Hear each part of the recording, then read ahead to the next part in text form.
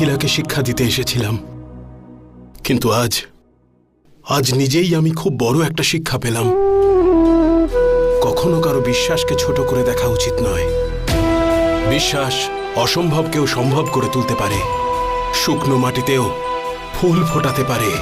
আপনি প্রজাদের নিজের সন্তান ভাবেন, আর দেখুন আজ আপনি এই সংসারের সবচেয়ে বড় সম্পদ পেয়েছেন, যা বহু বছর তপস্যা করেও পাওয়া যায় না, পরোপকারে তা পাওয়া যায়।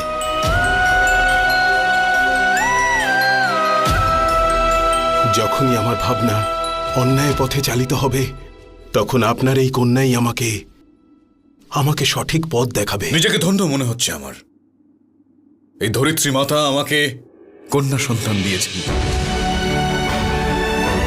আসলে ভূমি শুধুমাত্র কঠিন হয় না, সেটা মমতাময়ী হয়। আমার কন্যাই জগৎ সংসারকে ভূমির কঠোরতার মতো কঠিন ত্যাগ শেখাবে। আর যে মমতা এই মাটি আমাদেরকে শেখায়, সেই মমতার আদর্শ হয়ে উঠবেও একদিন। ভালোবাসা আর মমতার দৃষ্টান্ত হয়ে উঠবে একদিন আমার কন্যা, আর ওর নাম হবে